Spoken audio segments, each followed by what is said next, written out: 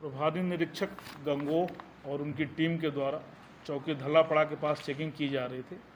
Checking के दौरान 7 व्यक्ति मिले और इनके कब्जे से 150 ग्राम नाजायज स्मैक और स्मैक बिक्री के 8,95,000 नगद और इनकी इको गाड़ी बरामद हुई। पूछताछ पर जानकारी हुई कि इसमें 4 अभियुक्त जनपद बरेली के निवासी हैं, 2 बदायूं और 1 इसमें स्थानीय अभियुक्त है और 2 अभियुक्त भाग चुके हैं। इनके द्वारा यह बताया गया कि बरेली से स्मैक ला करके यहाँ गंगोह थाना क्षेत्र में जो इनके सह अभियुक्त हैं, जो इनके साथी हैं, उनको ये देते हैं और उनके द्वारा ये बिक्री भी कराते हैं।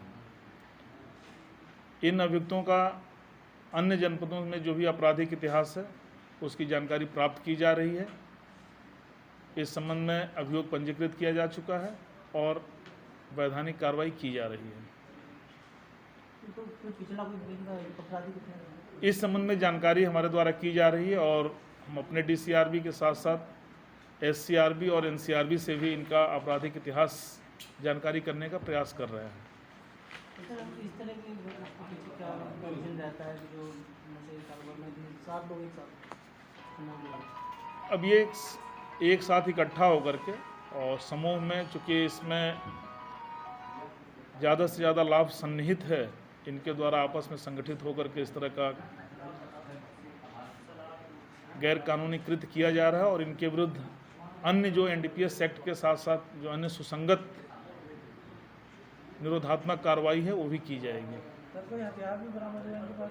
नहीं, कोई हथियार नहीं बरामद हुआ।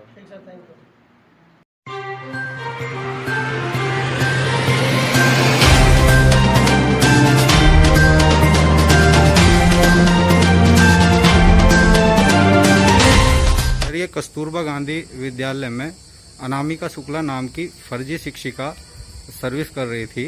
इस पे जो अभियोग पंजीकृत हुआ है उसके बारे में क्या? देखिए, आपको जानकारी है, थाना जनकपुरी में कस्तूरबा गांधी विद्यालय में एक शिक्षिका के द्वारा कुछ दिन तक सर्विस करी गई।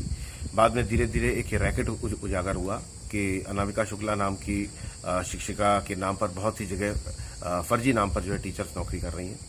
उसके संबंध में पंजीकृत हुआ था। चूंकि ये विवेचनाधीन है, इसमें बहुत अधिक कहना संभव नहीं है, परंतु फिर भी मैं आपके माध्यम से बताना चाहूंगा कि इसमें काफी प्रगति हुई है और जिस महिला के द्वारा यहाँ पे नौकरी करी गई है उसकी डिटेल्स जानने का जो है प्रयास किया जा रहा है और कौन कौन लोग इस फर्जी कार्य में शामिल थे और किनके द्वारा उनकी मदद करी गई है, इन सभी बिंदुओं पर विवेचना कर रही है।